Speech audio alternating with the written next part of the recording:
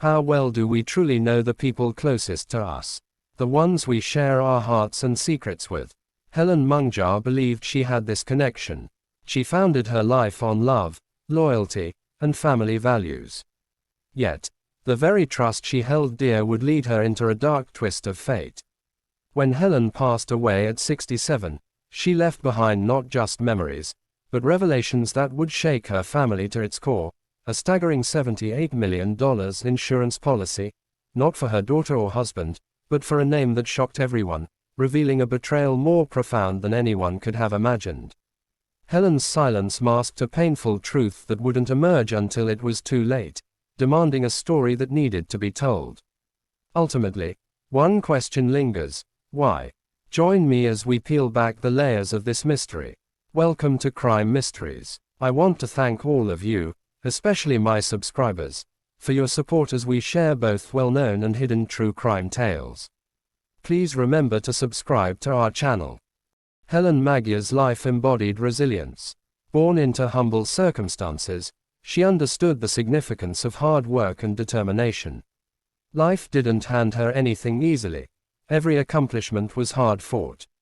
Helen's journey was one of reinvention, a powerful narrative of a woman who refused to let challenges dictate her path.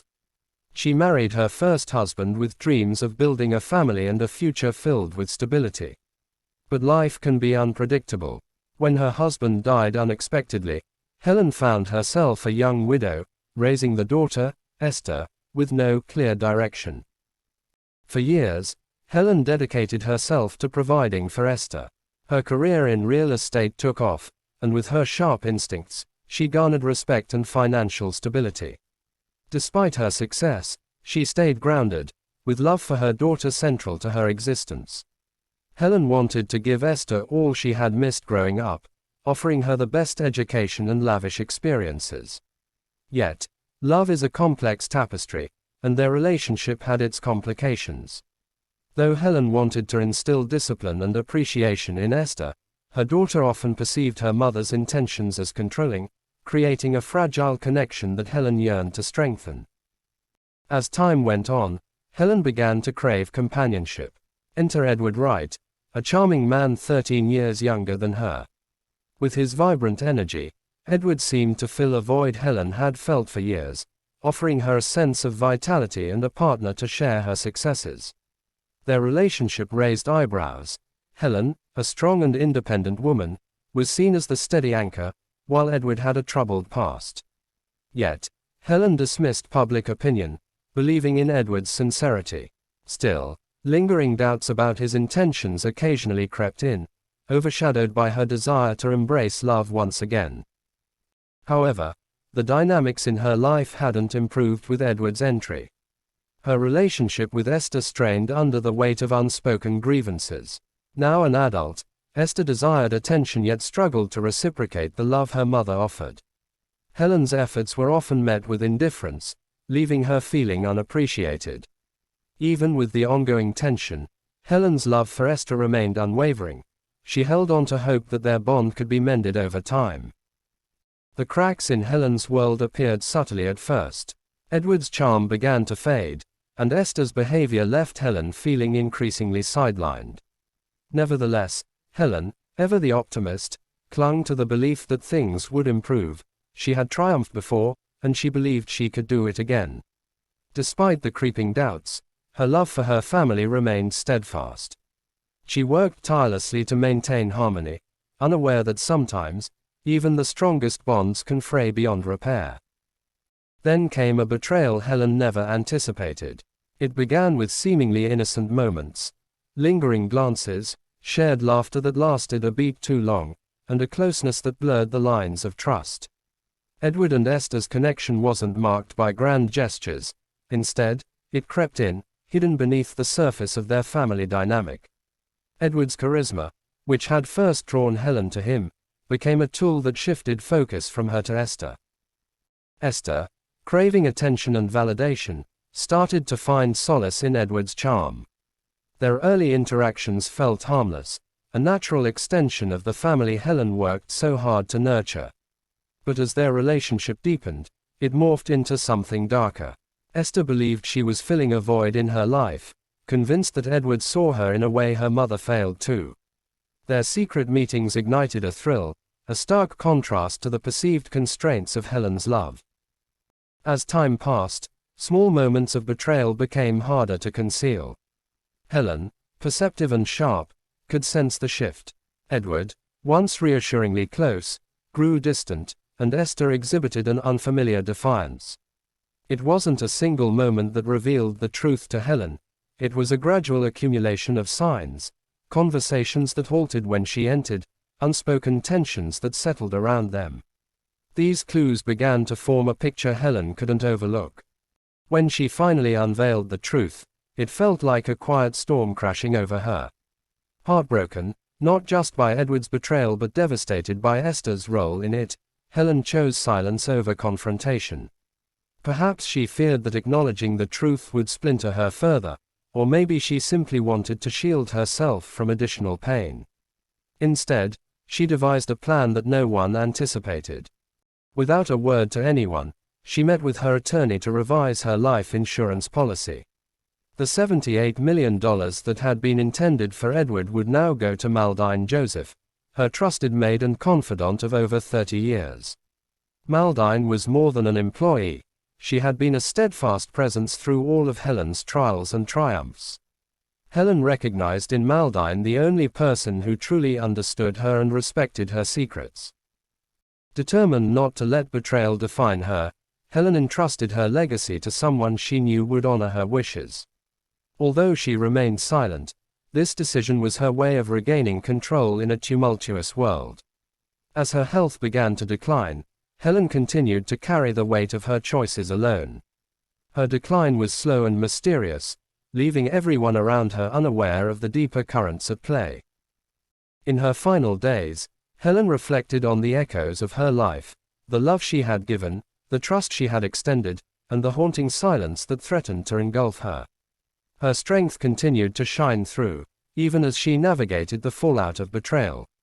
By making Maldeine the beneficiary, Helen set in motion a quiet reckoning, ensuring that even in her absence, the truth would rise to the surface. Helen's story had been a tapestry of resilience and strength, but ultimately, it became one of betrayal and deep-seated pain. As those she loved grappled with the aftermath of her choices, they began to understand that every thread of trust is intertwined with careful consideration and, at times, profound loss. And while Helen may not have witnessed the unfolding of her legacy, her final actions would ensure that love and loyalty come with consequences, forever changing the narrative of her life. Helen's decline unfolded so subtly that, at first, nobody around her suspected anything amiss. At 67, she was a lively and independent woman, proud of her good health. But then the signs began to emerge. Fatigue started to invade her days, transforming even the simplest tasks into monumental challenges. Her once hearty appetite faded, and weight slipped away, which she chalked up to stress or the natural effects of aging. As the weeks turned into months, her symptoms worsened. Nausea lingered daily, her skin took on a pale, sickly hue, and relentless headaches plagued her, defying all attempts at rest. Despite visiting doctors, clarity remained elusive. The tests came back inconclusive, leaving Helen and her loved ones groping for answers in confusion. Various specialists were consulted, but each only heightened their uncertainty rather than provide solutions. For a woman who had dedicated her life to strength and resilience, this unexplained illness felt like an unimaginable blow. Determined not to let her failing health define her, Helen pressed on. Still, as her condition worsened, even her indomitable spirit couldn't hide the undeniable reality: something was seriously wrong. In the midst of this battle, Helen found herself increasingly aware of her life's echoes, the love she'd shared, the trust she had extended to those around her, and the profound silence that now surrounded her. These echoes grew louder, filling the void left by betrayal. In a life where love should have thrived, it became an unsettling reminder that some truths resonate far more deeply than words ever could. Helen tried to push through, refusing to let her failing health define her. Yet as her condition deteriorated, Even her unyielding spirit couldn't mask the undeniable truth: something was deeply wrong. Maldeine Joseph, Helen's trusted maid and confidant, was one of the first to notice that Helen's decline wasn't merely natural. Maldeine had been by Helen's side for decades, and her sharp instincts picked up on changes that others dismissed. She noticed the way Edward Wright's demeanor shifted when Helen's health became a topic of conversation. His concern felt rehearsed, his care oddly performative. Then there was Esther, who seemed strangely unaffected by her mother's suffering. While Helen's friends and extended family expressed genuine worry, Esther appeared distracted, often brushing off Maldeine's inquiries with vague assurances that, "Mom will be fine." It was a cold indifference that didn't sit right with Maldeine. Over time, other peculiarities began to surface. Maldeine noticed Edward and Esther sharing whispered conversations that abruptly ended when Helen entered the room. On more than one occasion, she caught Esther slipping something into Helen's tea. At first, Maldeine dismissed it as medication, perhaps prescribed by a doctor, but the timing of Helen's worsening symptoms always seemed to coincide with these moments. Maldeine's instincts told her something was wrong, but she had no proof. She was torn between loyalty to Helen and the fear of making an unfounded accusation. Instead, she stayed vigilant, quietly observing, hoping to piece together the truth. When Helen passed away, it was a moment of heartbreak but also relief that her suffering had ended. To everyone around her, her death seemed like the natural conclusion to a prolonged illness, everyone except Maldeine. Helen's funeral brought the family together in mourning, but Maldeine couldn't shake the unease that had been building in her for months. As the days passed, she began replaying every moment, every action, every decision that didn't sit right with her. Then came the shock that changed everything. The autopsy report revealed traces of poison in Helen's system, a poison that had been administered over a long period of time. Maldeine Joseph's suspicions confirmed Helen hadn't died of natural causes. She had been poisoned. For Maldeine, this revelation was both a vindication of her instincts and a call to action. She knew she couldn't stay silent. Gathering her courage, she went to the authorities, recounting everything she had observed over the past year: the whispered conversations, the behaviors, the time she had seen Esther with Helen's tea. Her detailed account became the cornerstone of the investigation. It was Maldeine's unwavering dedication to Helen that brought the truth to light. Her statement to the police painted a chilling picture of premeditation and betrayal, implicating both Edward and Esther in a crime that shocked everyone who had known Helen. Helen's death was no longer a mystery.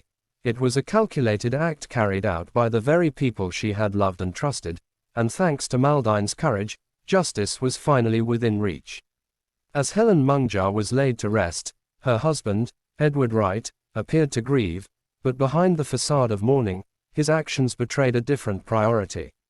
Without waiting for the investigation into her death to conclude, Edward began the process of claiming her $78 million life insurance policy. To those who knew him, his haste might have seemed strange, but to Edward, the money was the end goal all along. Unbeknownst to him, the investigation into Helen's death had already uncovered disturbing signs. The autopsy revealed the presence of poison in her system, administered over a prolonged period. With this revelation, the police began to dig deeper, unraveling the circumstances of her mysterious illness and her final days. As investigators looked closer, their attention turned to Helen's closest family members: Esther Magjar, her daughter, and Edward were the last people to have regular access to Helen in her declining state, and while their outward behavior gave little away, the cracks in their stories began to emerge under scrutiny. Esther was the first to be called in for questioning. The police didn't approach her with accusations but rather with a strategy designed to break through her defenses. They began with kindness, presenting her with old photos of Helen, pictures of a mother and daughter at the park, celebrating birthdays, and sharing quiet, loving moments. The emotional weight of these memories began to take a toll on Esther.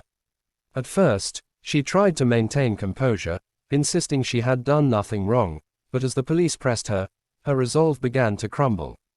"You loved your mother, didn't you? one detective asked, his tone soft yet probing. She gave you everything, so why? Esther's eyes welled with tears, her voice breaking as she responded, I didn't mean for it to go this far. Her words trailed off, but the detectives seized the opening. They continued to press their questions, carefully calibrated to evoke guilt and emotional conflict. Esther, overwhelmed and cornered by the weight of her own actions, finally broke. She confessed to poisoning Helen, the words spilled out like a flood. She could no longer hold back. She admitted to slipping small doses into her mother's tea over months, a plan she had carried out under Edward's direction. The police didn't stop with Esther's confession. They needed to know the extent of Edward's involvement. When asked why she had done it, Esther's response shocked even the seasoned investigators. I did it because he told me to, she said. He said we'd finally be free. Free to be together, to live the life we wanted with the money to make it happen. Esther revealed chilling details about Edward's manipulation. He had convinced her that Helen's death was necessary for their future. He played on her insecurities, promising love and a new life while using her as a pawn in his scheme. Armed with Esther's confession, the police turned their attention to Edward. When confronted, his reaction was predictable. He denied everything, dismissing Esther's statements as lies made out of desperation. She's making this up, he insisted. I had nothing to do with any of it. But his protests rang hollow in the face of mounting evidence. The forensic team had been working tirelessly, piecing together the physical evidence that would tie Edward and Esther to Helen's poisoning. The toxicology report confirmed the presence of a specific poison in Helen's system, one that was commonly found in household products but required precise knowledge to administer in lethal doses over time. Investigators discovered receipts for these substances purchased under Esther's name but with Edward's financial backing. Bank statements revealed transactions linked to Edward, suggesting that he had funded the materials needed for the crime. Further analysis of Helen's belongings uncovered traces of the poison in her tea set and kitchen items. These findings corroborated Esther's confession and painted a damning picture of premeditation. The police also uncovered text messages between Edward and filled with coded language and discussions that, when viewed in context, clearly outlined their plan. One particularly incriminating message from Edward read, "Stay patient, we'll have everything we want soon enough." With the forensic evidence in hand and Esther's confession implicating him, Edward's claims of innocence began to crumble. His attempts to deflect blame only made him appear more calculating. The investigation was now airtight.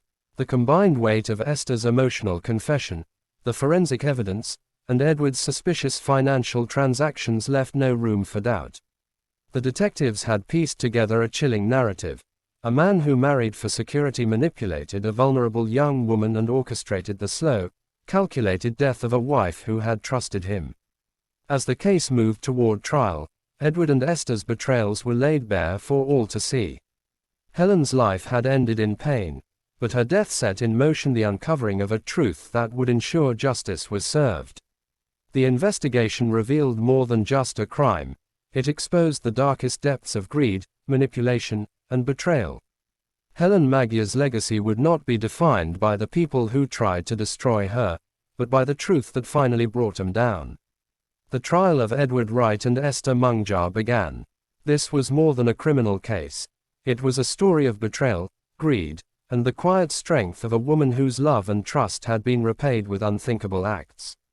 The courtroom buzzed with tension as the trial began. Family members, neighbors, and the media filled every available seat, eager to witness the unraveling of a story that had already shaken the community. At the center of it all were two people, Edward, his face expressionless, and Esther, whose eyes betrayed the weight of her guilt. The prosecution laid out its case methodically, beginning with a chilling recount of Helen Magjar's mysterious illness and her ultimate demise. Forensic experts testified about the poison found in her system, explaining how it had been administered in small doses over months, ensuring her slow and agonizing decline. Witnesses took the stand, including friends and neighbors who described Helen as a kind and generous woman. Their emotional testimonies painted a picture of a life cut short by the people she had trusted most. But the trial's most pivotal moment came when Maldeine Joseph took the stand. Maldeine, Helen's loyal maid and confidant, spoke with a quiet strength that commanded the courtroom's attention. She recounted her decades-long relationship with Helen, sharing intimate details about her employer's character, her struggles, and the gradual decline that Maldeine had witnessed firsthand. Then came the revelations. Maldeine described how she had noticed strange behavior from Edward and Esther in the months leading up to Helen's death. She detailed the whispered conversations, the times she had seen Esther preparing Helen's tea, and her growing suspicions that something was terribly wrong. Her testimony was supported by the forensic evidence and Esther's own confession, which the prosecution played for the court. In the recording, Esther admitted to poisoning her mother under Edward's direction, her voice trembling with guilt and fear. The courtroom was silent as the weight of Maldeine's words sank in. Her testimony not only solidified the prosecution's case but also provided a voice for Helen, a woman who had suffered in silence but whose story was now being told in full. Esther Magjar's defense painted her as a manipulated victim, a young woman who had fallen under the influence of a controlling and charismatic man. Her attorney argued that Edward had preyed on Esther's vulnerabilities, convincing her to commit unthinkable acts in the name of love. But Esther's own guilt was undeniable.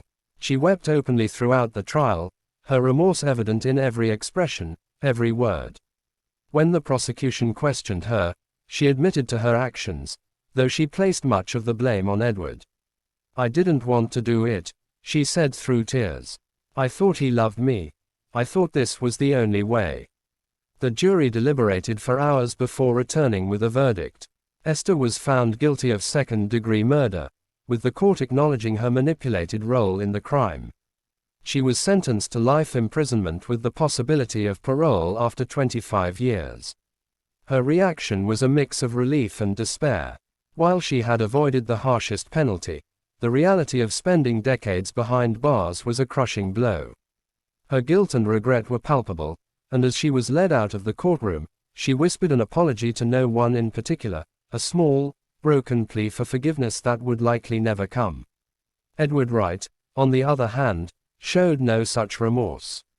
Throughout the trial, he maintained his innocence, even as the evidence against him mounted. He denied orchestrating the crime, dismissed Esther's accusations as fabrications, and blamed everyone but himself. The jury saw through his lies. The prosecution painted Edward as the mastermind, a man who had married Helen for financial gain and manipulated her daughter into carrying out his deadly plan.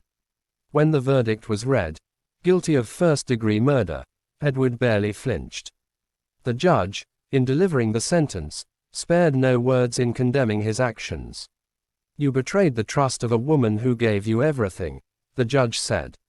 "Your callous disregard for human life, your greed, and your manipulation of others for your own gain are reprehensible. You will spend the rest of your life paying for your crimes." Edward was sentenced to life in prison without the possibility of parole. For Esther, the public's reaction was more complicated. While many condemned her actions, some expressed sympathy for the manipulation she had endured. Still, few could forgive her role in her mother's death. The trial became a cautionary tale, a reminder of the dangers of unchecked greed and the devastating consequences of betrayal. Helen Magjar's story, though tragic, left an indelible mark, ensuring that justice was served and that her legacy would not be forgotten. Helen Magjar's death left behind a legacy of resilience and quiet justice. Her decision to change her life insurance beneficiary ensured that neither Edward nor Esther profited from their betrayal. Instead, Maldeine Joseph, her loyal confidant, received the $78 million, honoring Helen's trust and values. Edward's life in prison was marked by isolation and bitterness as he faced the consequences of his greed. Esther, consumed by guilt, spent her days writing letters to her mother, searching for forgiveness that would never come. Helen's story, though tragic, was a triumph of justice. Her final actions ensured the truth came to light and that her legacy was preserved. Helen's story challenges us to reflect on betrayal and justice. What would you do in her shoes? Would you have made the same decisions? Her silence in life spoke volumes after her death, ensuring her truth was heard. Share your thoughts in the comments, and if you want more stories of resilience and justice, subscribe to our channel. Helen's courage reminds us that even in silence, actions can echo louder than words.